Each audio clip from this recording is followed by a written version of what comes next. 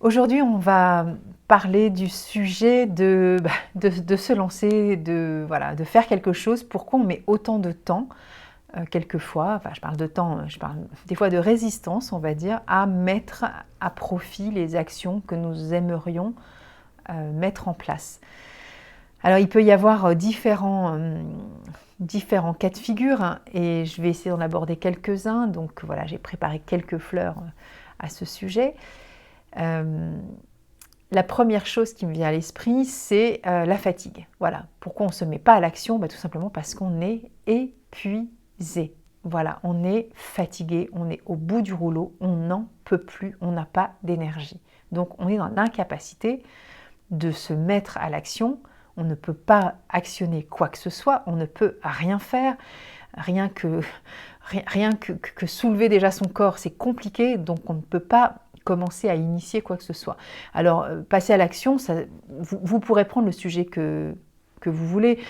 Ça peut être d'ordre professionnel, ça peut être voilà, ça peut être même ranger ses papiers, ça peut être changer d'emploi, ça peut être aussi se mettre à l'action, peut-être décider de parler, si c'est, on est en couple et qu'on a envie de mettre à profit un changement au sein du couple, ou dans la famille, avec les enfants.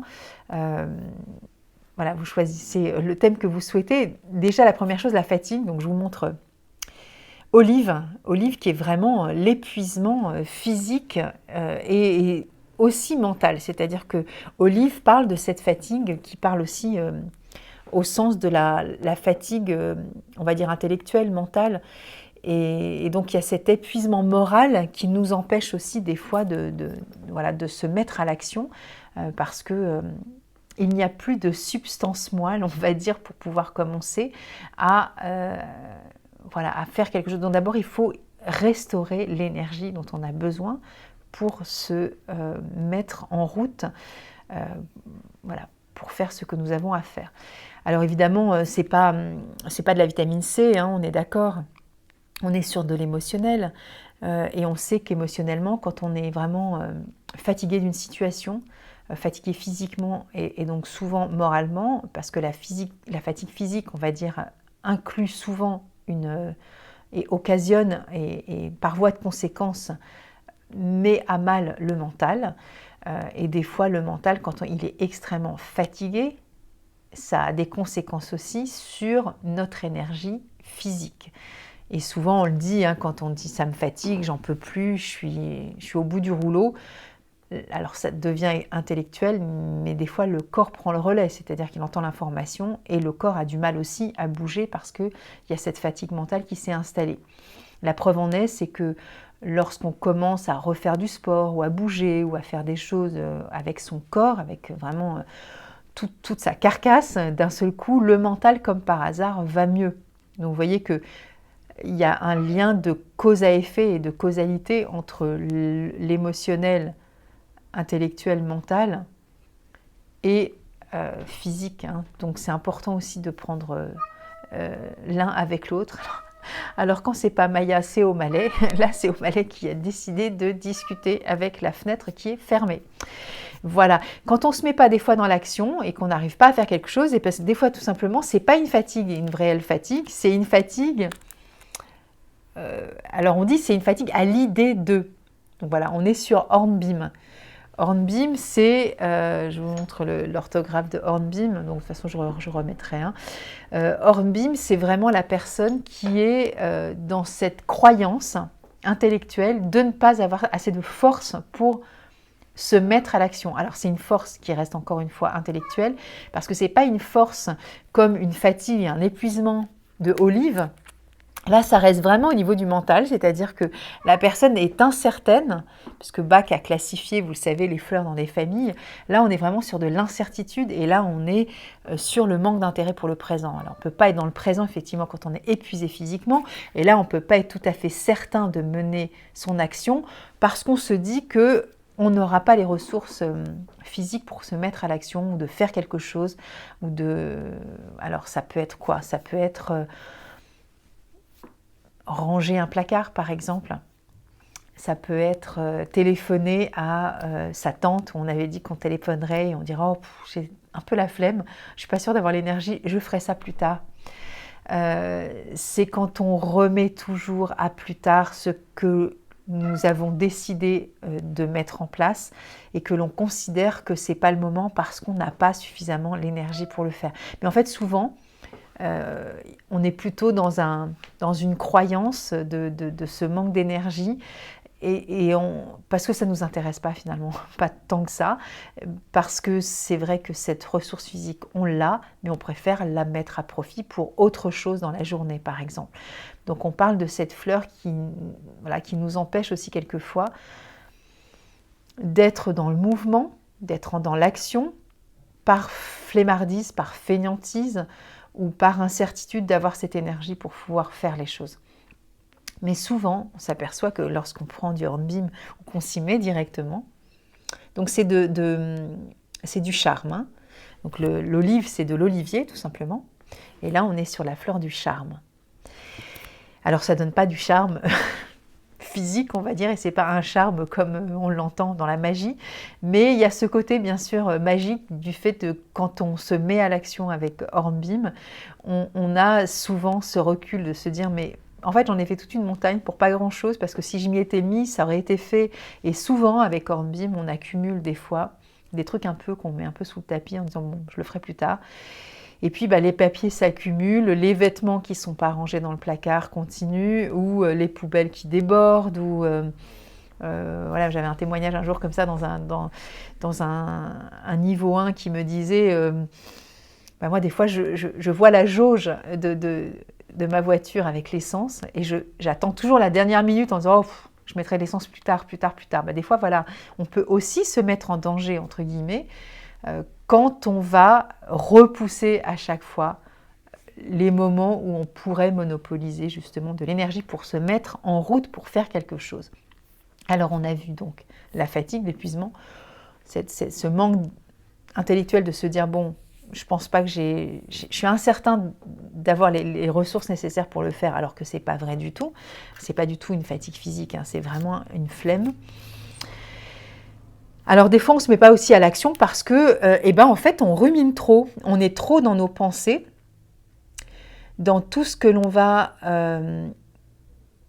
réfléchir, tout ce qu'on va échafauder dans notre mental, mais qui ne va pas être forcément le reflet de la réalité de l'action qu'on voudrait mener. C'est-à-dire que ça reste effectivement sur un niveau intellectuel, cérébral, mental, donc voilà la fleur white chestnut, du marronnier blanc, et on est vraiment sur quelque chose qui va nous envahir l'esprit, on est tellement envahi par nos pensées, par notre réflexion autour de ce que nous devons faire, que ça reste qu'au niveau du mental, ça nous pollue l'esprit au point de ne pas avoir cette clarté aussi d'esprit pour pouvoir aussi mener à bien l'action que nous avons envie de mener.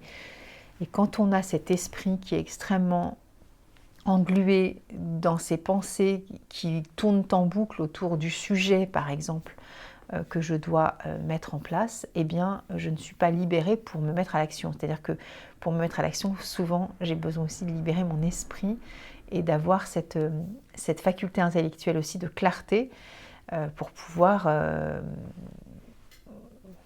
peu importe, hein, encore une fois, que ce soit d'ordre professionnel,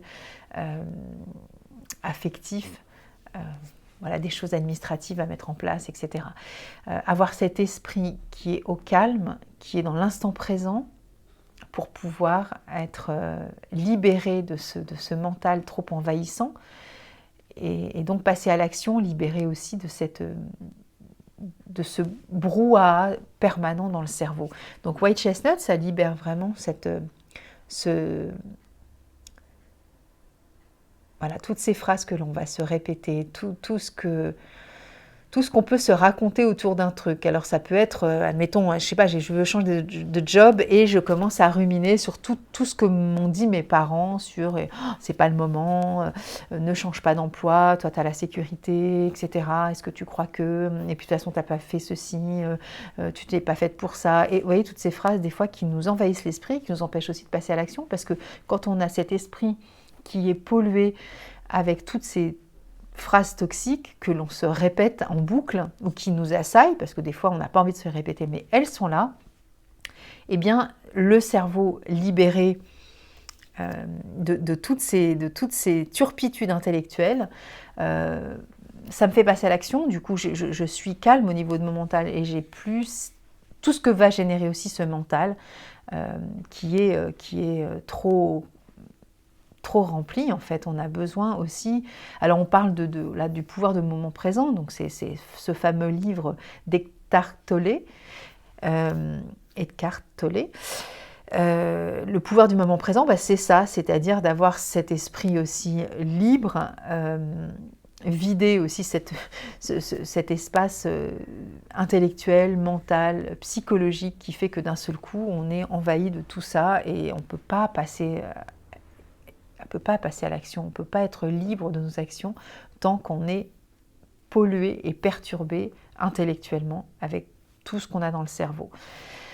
C'est pour ça qu'on aime bien des fois faire du loisir créatif, de faire de la cuisine, du jardinage. Pourquoi ? Parce qu'on est vraiment tout simplement dans l'instant présent et que quand on rempote une plante, on est en train de rempoter une plante, on n'est pas en train de gamberger. Alors bien sûr que notre pensée va s'échapper, mais ça va être assez, on va dire, assez libéré. Et quand ça nous prend trop l'esprit, on arrête de jardiner parce qu'on n'est plus du tout à ce qu'on fait. La cuisine, c'est pareil, on a vraiment besoin d'être ici et maintenant, on ne peut pas faire autrement. Quand on dessine, c'est pareil, quand on coud, quand on tricote, tout ce qui est manuel nous empêche d'être dans le cerveau. Donc, pour passer à l'action, j'allais dire, soyez manuel, faisons des choses aussi avec nos mains, mais passons à l'action. Et donc, à un moment donné, libérons aussi notre cerveau et arrêtons de nous prendre la tête. Parce que quand on fait les choses, au pire du pire du pire, on ne prend pas vraiment tant de risques, mais c'est aussi ça qui nous empêche. Des fois, ce sont les peurs. Donc voilà Mimulus, les peurs concrètes, les peurs de tout ce qui vont être occasionnées si je passe à l'action.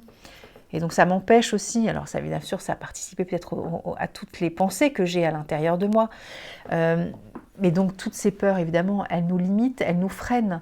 La timidité aussi, on voit, voilà Mimulus c'est de la mimule tachetée, donc on voit bien ces petites taches rouges. Toutes ces craintes qu'on peut avoir en soi et qui nous freinent aussi, qui nous inhibent, qui nous bloquent et qui ne sont pas participatives avec ce côté je me lance, j'y vais, je vais oser faire des choses, je vais m'aventurer peut-être dans un domaine qui est hors de ma sphère, on va dire classique ou quelque chose que je connais. Alors changer d'emploi, c'est des fois très compliqué. Ça peut occasionner même plus que de la peur, ça peut être carrément de la terreur. Mais quand je dirais terreur, on n'est pas obligé de le faire.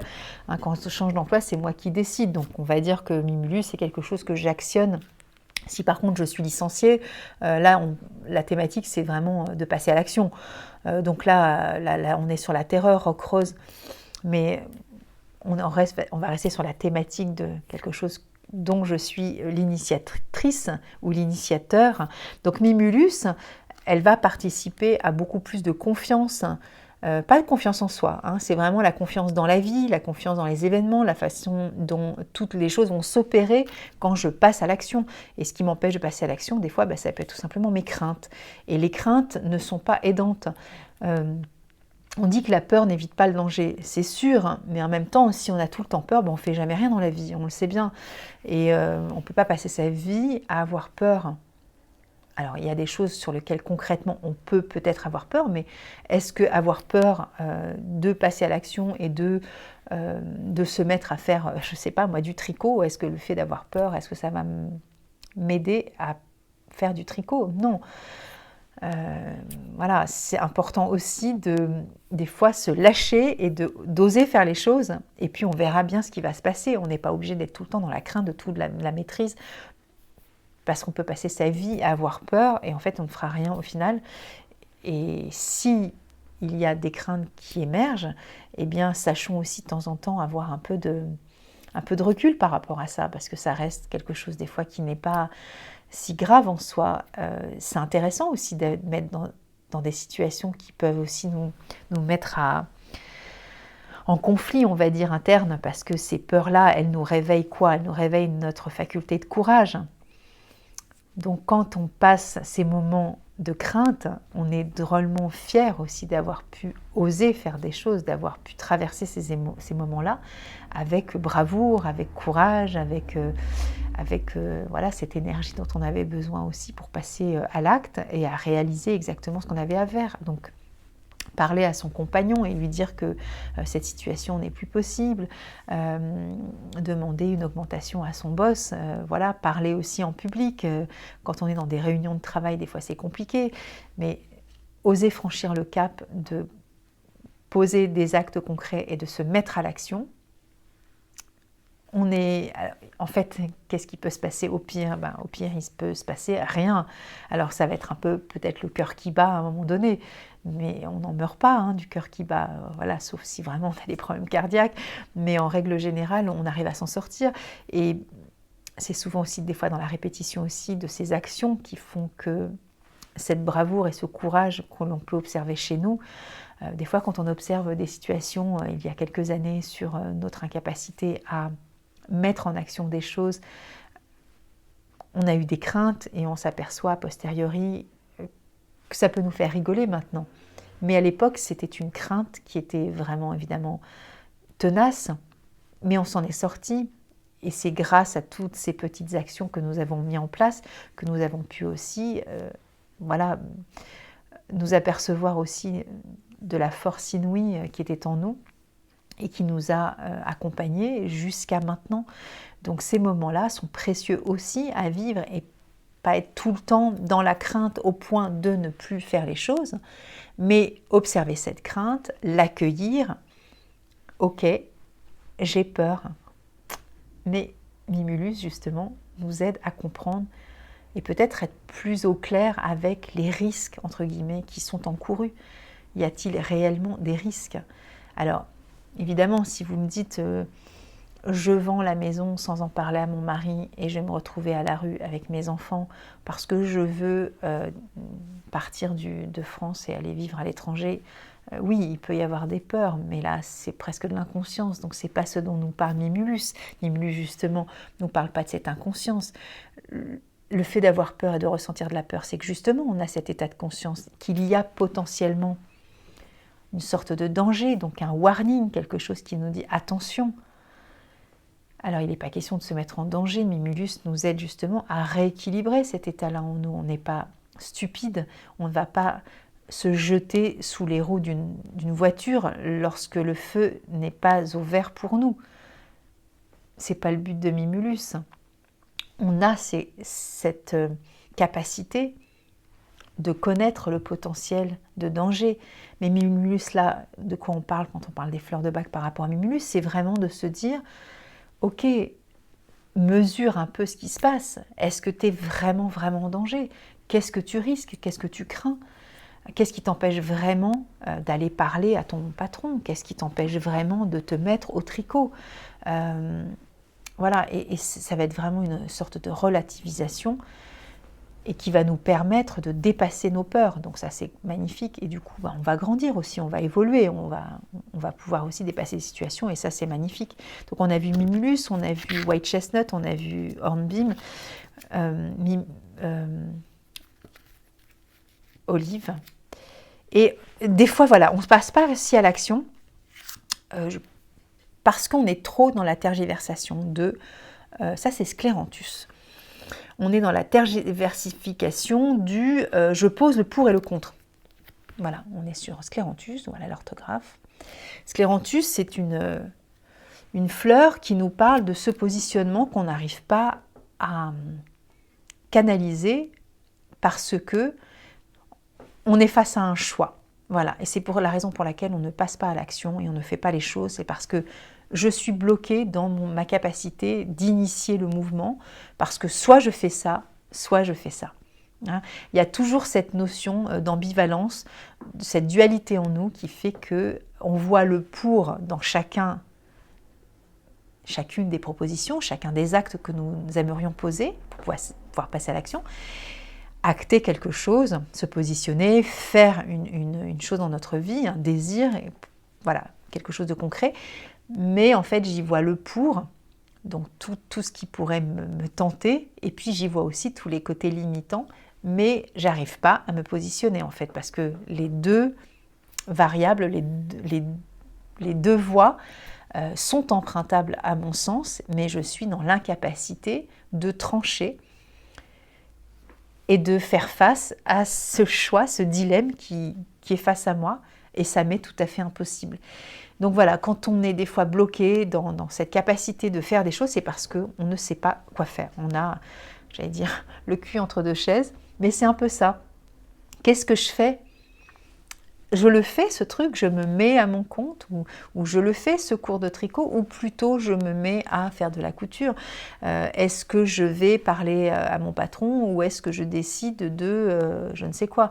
On est toujours dans cette ambivalence, et on ne peut pas acter quelque chose, et donc évidemment on ne va nulle part, puisque c'est, voilà, choisir c'est renoncer, et ce renoncement est vécu vraiment comme quelque chose qui est une vraie souffrance chez la personne, puisque à chaque fois elle est tiraillée au point de ne vraiment pas pouvoir agir du tout. Alors, des fois quand on est tiraillé mais qu'on fait son choix, ça y est, c'est ok, c'est derrière, c'est pas grave, je sais où je vais, je le fais, mais là on est incapable. Donc justement, Scléranthus, elle va nous accompagner dans ces moments où on a besoin justement de pouvoir faire face à ce choix et de se cantonner dans une voie plutôt qu'une autre qui nous est propre, et personne n'a à juger sur le choix. Cette personne-là, sachez qu'elle est face à elle-même, face à ce dilemme, et elle ne va pas solliciter les autres pour actionner un mouvement plutôt qu'une autre, une action plutôt qu'une autre. Elle est face à elle-même, et souvent elle n'en parle pas du reste. Elle est vraiment, elle reste dans sa sphère personnelle de ce duel qu'elle vit de façon intime en fait.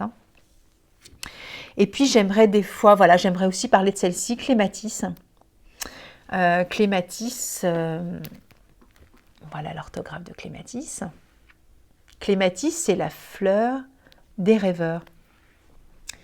Voilà, des personnes qui sont trop dans le futur. Donc on a vu que White Chestnut était une fleur aussi du manque d'intérêt pour le présent. Olive aussi, manque d'intérêt pour le présent parce qu'on est trop fatigué, on est épuisé, donc on ne peut pas être forcément dans l'action. Et puis White Chestnut aussi, White Chestnut manque d'intérêt pour le présent parce que quand je suis trop dans la rumination mentale, je ne peux pas être à ce que je fais, comme je le disais tout à l'heure. La Clématis, c'est une personne qui est trop dans la rêverie. C'est-à-dire qu'elle manque d'intérêt pour le présent parce qu'elle est déjà à l'étape d'après, mais dans son mental, dans sa projection de ce que l'action qu'elle aimerait mettre en place, puisque là on est sur passer à l'action, mener à bien un projet, et pourquoi on ne s'y met pas ? Eh bien pourquoi elle ne s'y met pas ? Parce qu'elle est dans la projection, dans sa rêverie de l'idéal potentiel de ce projet hypothétiquement réalisé, mais dans un futur idéalisé, donc quelque chose qu'elle aimerait mettre en place, mais qui n'est pas réaliste et qui n'est pas concret, donc en gros qui n'est pas passé à l'acte, et donc qui n'est pas matérialisé, qui n'est pas tangible. Et donc c'est voilà, la personne, ou vous-même ou moi-même, qui allons rêver de passer à l'acte, faire du jardinage, parler à son boss, parler à son mec, idéalement vendre la maison pour pouvoir aller vivre à l'étranger. Mais ça reste que de l'ordre du fantasme. Il n'y a rien de concret. Je ne mets aucun chose réelle pour passer à l'acte, c'est-à-dire peut-être me renseigner déjà sur Internet, voilà, comment on vend sa maison par exemple. Est-ce que ce serait même peut-être faire venir quelqu'un chez soi pour évaluer le bien, peut-être déjà aussi en parler aux compagnons si toutefois on est accompagné, parce que j'ai pris cet exemple tout à l'heure. Et si je veux partir vivre en Thaïlande, comment, voilà, peut-être trouver aussi des endroits là-bas, peut-être trouver une communauté si je suis francophone, etc. Quelque chose de concret, de réaliste, pour pouvoir mettre à bien ce projet, mais de le rendre réel en fait, et tangible. En fait, Clématis, je suis dans la rêverie, je rêve de cette vie potentiellement ailleurs, dans un futur plus ou moins proche, mais je ne vais jamais mettre cette notion-là dans l'ici et maintenant avec ce que je dois faire pour pouvoir passer à l'action. Donc ça reste vraiment un idéal, ça reste de la rêverie, ça reste Alors voilà, ça peut être des pensées bien sûr hein, qui s'échappent et je suis dans ma bulle de vie merveilleuse avec ce projet, mais qui reste que au niveau de, voilà, au niveau de la tête. Mais il n'y a rien d'ancré sur terre, il n'y a rien de concret, il n'y a rien de palpable, il n'y a rien de matériel. Ça reste un fantasme, ce qui ne veut pas dire que ça ne le sera jamais, mais c'est sûr que si je prends cette fleur clématis par rapport à le fait de passer à l'action et me mettre vraiment en route, eh bien peut-être que là, je vais commencer déjà à mettre des choses concrètes à profit, quelque chose qui va essayer de matérialiser et concrétiser vraiment ce projet et le rendre viable, et pas simplement dans des projets qui sont de l'ordre voilà, de la projection, mais qui ne sont pas réels en fait. Hein.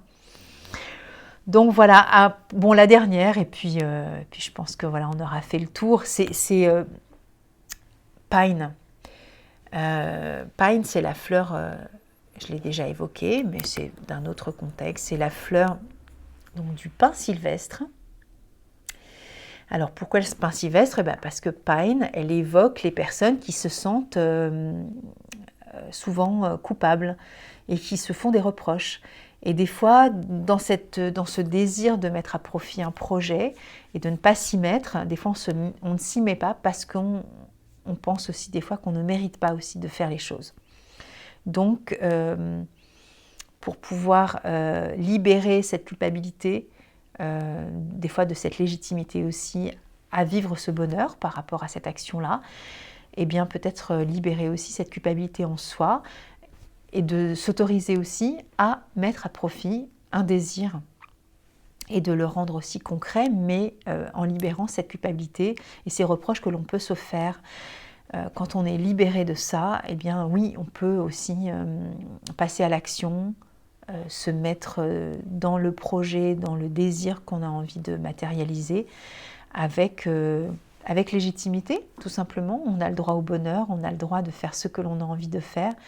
Et voilà, il suffit juste d'ouvrir les portes et de se mettre dans cette douceur aussi et ce respect à l'égard de soi-même. C'est pas parce que des fois l'univers aussi, quand on évolue dans une situation qui est des fois compliquée, on peut se dire que on ne mérite pas un tel bonheur, par exemple. Hein. Eh bien, si, on mérite le bonheur que nous avons, on n'a pas à se comparer les uns aux autres, le bonheur nous appartient, et on est responsable aussi de notre vie.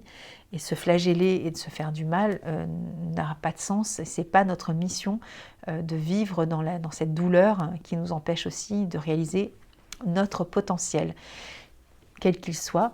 Nous avons cette légitimité aussi à vivre ce bonheur qui nous est propre. Voilà, on a fait le tour. Bon, encore une fois, rien n'est exhaustif. Hein. C'est une proposition de quelques fleurs pour vous accompagner sur peut-être cette mise en action, soit par la fatigue, par la procrastination, par trop de rumination mentale, par des craintes, et puis voilà, par la rêverie, ou alors justement le côté un peu culpable qu'on peut avoir. Culpable, c'est culpabilité et culpabilité. Voilà. Vivons aussi ces moments où on peut avoir aussi un peu de clarté et de comprendre aussi qu'à travers les fleurs de Bach, eh bien, c'est poser des fois des émotions sur qu'est-ce qui m'empêche de réaliser ça. Ben, tout simplement, des fois, il suffit juste de prendre un peu de temps et de regarder un peu sur la situation et de se dire que on a plus de lumière. Eh bien, il n'y a pas de lumière, c'est pas très grave, on va terminer la vidéo comme ça. À bientôt, et puis je vous souhaite de passer à l'action et de faire le point aussi sur vos émotions, et ce qui peut vous empêcher aussi quelquefois de passer de l'envie à je me mets en route. Au revoir.